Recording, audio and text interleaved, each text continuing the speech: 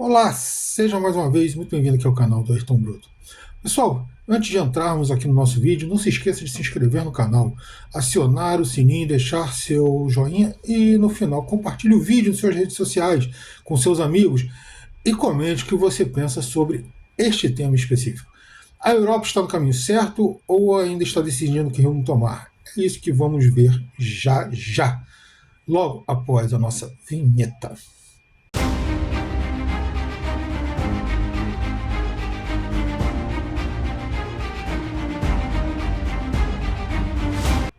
Pois é, o conflito entre russos e ucranianos, que no fundo se dá entre russos e a NATO, com os ucranianos entrando apenas com o pessoal para a linha de frente, parece estar chegando ao fim.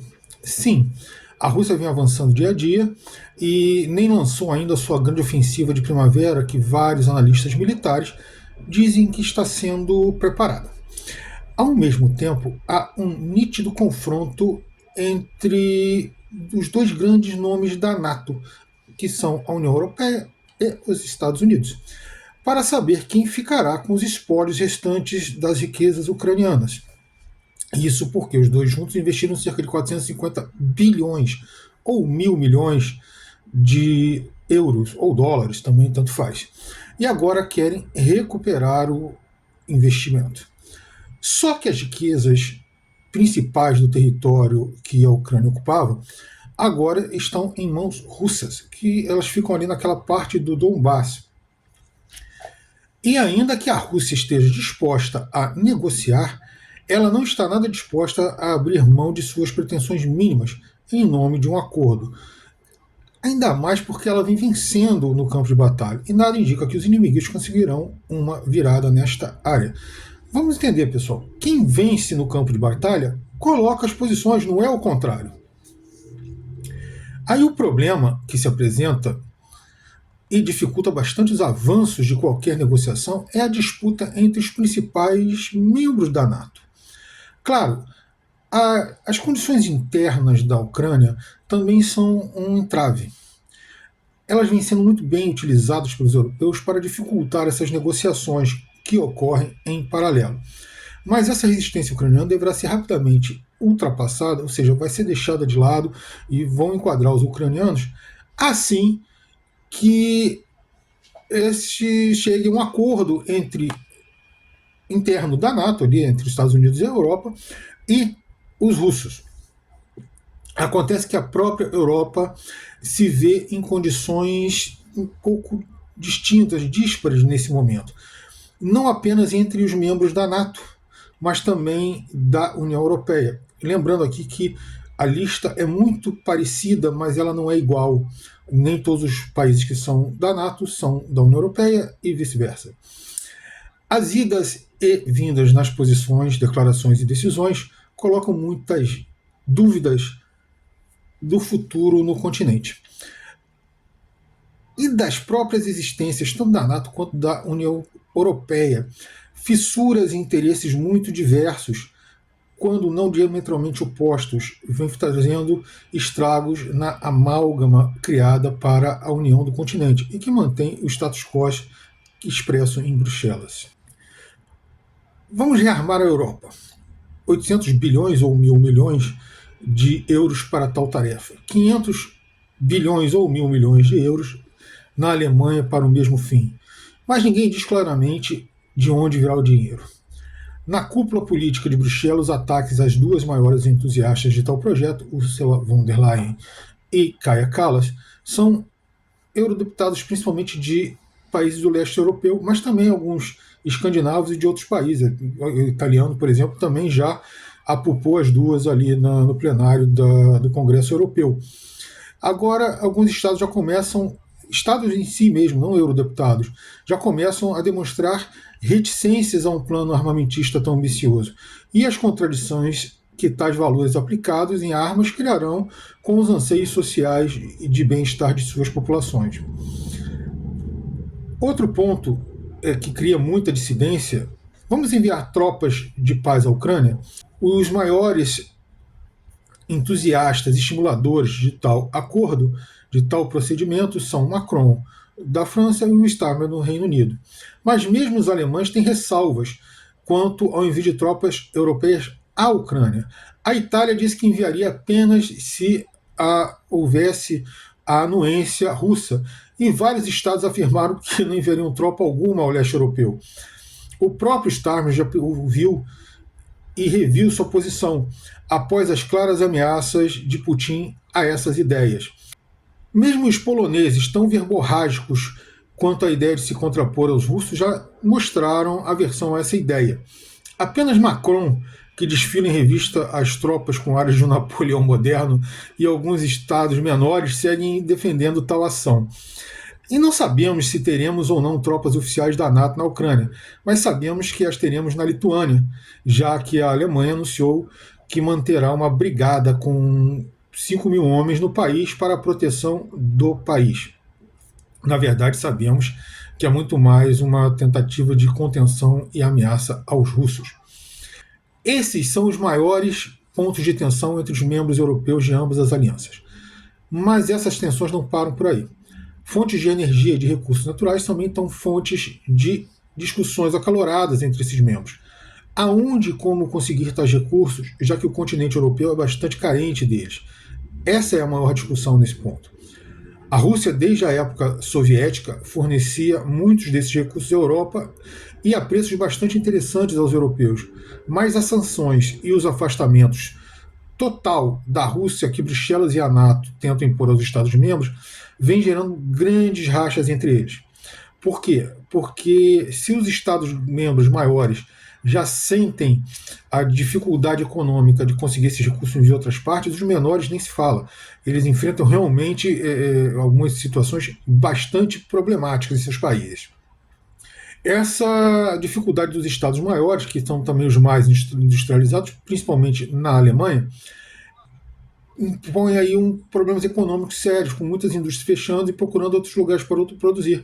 A maioria dessas indústrias tem migrado para a China, mas os Estados Unidos também já se beneficiou com esse processo, embora de forma bem mais, vamos dizer assim, uma escala bem menor do que a China. Assim, tipo 80% a 90% das indústrias vão para a China. Ou 10 aqui, 20, aí no máximo vai para os Estados Unidos. Essa perda de empresas e, consequentemente, também de empregos já não se limita mais ao setor industrial, mas também afeta algumas empresas de comércio e serviço. Claro, você começa a reduzir a parte do empregos, você começa a reduzir o dinheiro circulante, você começa a reduzir a demanda por serviços e pelo comércio, já que você tem menos recursos para adquirir esses bens e serviços. É aqui que entramos na situação da Europa. Por que dessas fissuras todas? Assim, a gente já meio que colocou en passant. Mas desde a reconstrução advinda com o Plano Marshall, após o final da Segunda Guerra Mundial, a Alemanha conquistou e consolidou uma liderança na Europa. É uma liderança contestada sempre, mas ela se dava principalmente pela sua economia extremamente industrializada, uma indústria de ponta, dinâmica, que se projetava em todos os países do continente e não só, se projetava também em outros lugares do mundo. Só que essa economia, que ela é chamada de locomotiva da Europa, ela descarrilou. A verdade é essa. Descarrilou devido a essas políticas justamente impostas por Bruxelas e pela NATO de boicote aos russos e de não importar suprimentos e energia que são fundamentais para a Europa. Isso abriu espaço para que o Reino Unido e principalmente a França venham a desafiar essa liderança alemã na Europa. Elas sempre fizeram isso, mas agora, como a Alemanha está fragilizada, isso aí se acirrou. Essa liderança alemã, principalmente devido ao que aconteceu na Segunda Guerra e a forma como foi tratado, nunca foi muito bem aceita por esses parceiros aí de União Europeia e de continente. Os grandes, tá? Não estou falando aí dos estados menores. Sim, a verdade é que o Reino Unido já saiu do acordo, mas ele segue tentando influenciar Bruxelas. E a França também sempre desafiou, como eu falei, essa liderança. Nunca foi de forma clara, como está sendo agora, mas ela sempre teve um papel nesse ponto. Ao mesmo tempo, temos o problema da NATO, que vem tendo dificuldades para produzir armamentos e munições para abastecer a Ucrânia. Assim, faltam, como eu já falei, indústrias, faltam recursos, matéria-prima, falta energia e falta mesmo infraestrutura produtiva para esse tipo de municiamento da Ucrânia. E essa não se restringe a municiar a Ucrânia, restringe também a repor os estoques europeus, da NATO e do próprio Estados Unidos, que foram bastante derrubados com esse conflito na Ucrânia, porque muitas vezes esses países não tinham os armamentos, não tinham como produzi-los, e tiraram seus estoques para enviar para a Ucrânia. As cobranças por investimentos cada vez mais altos para a segurança têm levado vários países da aliança a se manifestarem contra essa posição armamentista e a indicarem que não tem condições de entregar os percentuais de PIB, agora se fala em coisa de 5%, que a NATO e também Bruxelas cobram para o armamento da aliança. Ao mesmo tempo, volta à cena a possibilidade de um exército europeu, algo que também é contestado por vários membros europeus. Por quê? Porque quando tivemos o primeiro governo Trump, assim, há muitos anos já isso aí já se fala na Europa de um exército europeu, porque suplantando os exércitos nacionais, eles seriam integrados, formariam um corpo só. E quando você teve o primeiro governo Trump, que já começou uma cisão ali dos Estados Unidos com a NATO, os Estados Unidos cobrando mais da NATO, você já teve essa ideia ressurgir com força. Agora isso volta à tona com mais força ainda, mas ela enfrenta resistência, não é uma coisa decidida. Com esse quadro, vários analistas vêm vaticinando o final da Aliança Atlântica e o final do sonho de União Europeia. Eu acho que é muito cedo para afirmar essas quedas iminentes. Claro que ambas as organizações apresentam fissuras e discordâncias internas importantes. Eu mostrei aqui vários pontos de discussão e que são importantes, que podem realmente levar a rompimento dos dois acordos. Mas durante décadas a liderança europeia foi contestada de forma relativamente sutil. Hoje é uma disputa aberta por liderança tanto pela parte europeia da NATO quanto da União Europeia. As decisões sobre o futuro de ambas as organizações estão em disputa aberta também. Veja, o que eu quero dizer aqui, ou você vai partir para a dissolução dos dois acordos, ou de um deles pelo menos, ou você vai simplesmente alterar a relação de poder. A Alemanha pode, de repente, até continuar como uma liderança maior, mas não vai ser mais tão ampla quanto era antes. Ou pode simplesmente você trocar. A França realmente pode vir a assumir. A Inglaterra é difícil, porque a Inglaterra está numa situação pior ainda que a da Alemanha. Mas a França pode realmente vir a substituir a Alemanha nesse cenário. Com isso, uma série de perguntas precisarão ser respondidas. Só depois disso é que a gente vai saber o que realmente vai acontecer com a Europa e com a NATO. Primeira pergunta é o que fazer com a NATO e a União Europeia? O que fazer? Para que serve isso aí? Para qual fim e como organizá-las? Eles falam muito em democracia. Democracia é algo que nós temos visto que não está funcionando no continente. Quanto e como investir nelas, tanto na NATO quanto na União Europeia. Porque esse dinheiro ele não vai sair, sei lá, de Nárnia. Ele não vai sair, ele não vai vir de Marte. Ele vai sair do contribuinte europeu, do contribuinte americano. O contribuinte americano, através da eleição de Trump, já falou que não está muito afim de continuar pagando isso. O europeu vai entrar com os custos de tudo dessa brincadeira toda? Quem tomará as decisões executivas? Sim, quem vai comandar isso aí? Como elas serão cobradas, tanto pelos membros, quanto da NATO aos membros? Todas são questões que estão em discussão no momento, além de outras. Essa discussão ocorre devido à derrota que ocorreu nas planícies do leste europeu. Quem ganha normalmente não debate essas coisas. Debate quem perde, porque alguma coisa está errada. E essa derrota e a forma como ela se deu trouxe uma debacle econômica que junto com ela. Mas elas são questões que já eram latentes há pelo menos 3 décadas. Ou seja, desde que o Império Soviético ruiu e as relações internacionais tomaram uma nova dinâmica. Por quê? A União Europeia em si ela não entra em discussão a sua existência por causa da ruína do Império Soviético. Mas a NATO sim. A NATO não foi criada para se defender dos soviéticos? Então, para que ela existe se não existe mais soviético?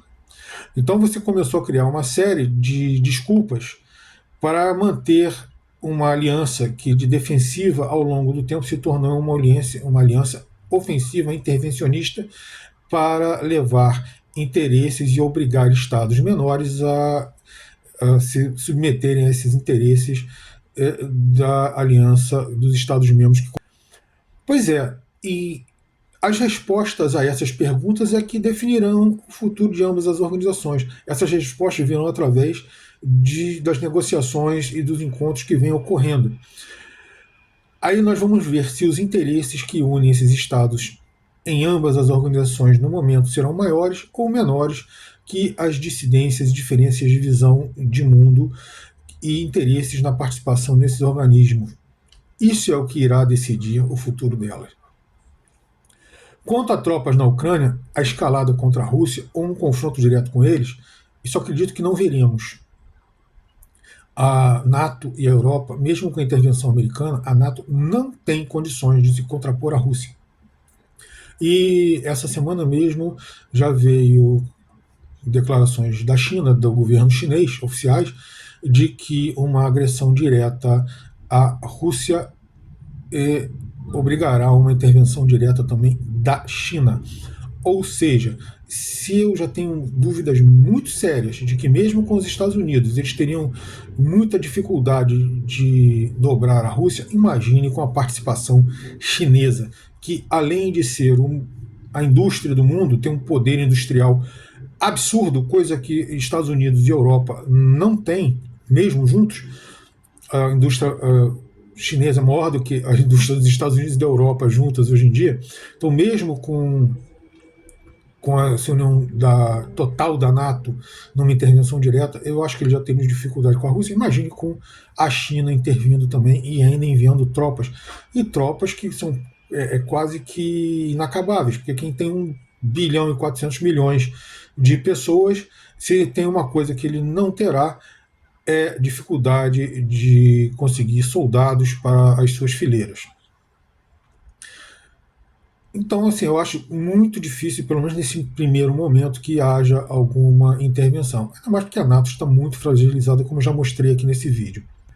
Então, a verdade é que no momento que parecem são fissuras e dissidências, mas isso não significa que esses estados não serão capazes de suplantá-las e manterem-se unidos. Se haverá acerto ou se haverá cisão, isso nós veremos. Estamos ainda na fase de conversas, nós já detectamos as fissuras, essas divergências, mas agora tenta-se acordos para suplantá-las. É isso que nós veremos no futuro. Se eu tivesse que arriscar, eu arriscaria dizer que você vai ter uma solução híbrida entre esse armamento maluco da von der Leyen e uma omissão total ou uma debacle total das organizações. Veja bem, se como União Europeia, se como NATO, eles já são bastante assim, secundários hoje em dia no plano internacional, sós separados, esses estados são ainda menos importantes. Então, você terá que arrumar uma forma de mantê-los unidos, mas você não poderá fazê-lo de forma a destruir os estados menores que compõem essas organizações. Você vai ter que arrumar um meio termo. E é isso que eu acho que vai acabar acontecendo. A NATO vai sair disso aí, ainda existente, mas não da forma que estão tentando colocá-la. Ela vai sair uma coisa meio termo. em vez de repente de 800 mil milhões, bilhões de euros, vão investir aí algo em torno de 300 ou 400 bilhões para rearmar a Europa, vão investir de repente mais em armamento, vão levar alguma parte de algumas indústrias que produzem partes menores desses armamentos para estados menores, e como sempre foi feito mais ou menos na Europa. E você vai chegar a esse meio termo porque eles precisam das organizações, se não para se defenderem exatamente, pelo menos para continuarem tendo um mínimo de voz no cenário global. Então é isso, pessoal. Muito obrigado pela presença de todos vocês aqui e até o nosso próximo vídeo.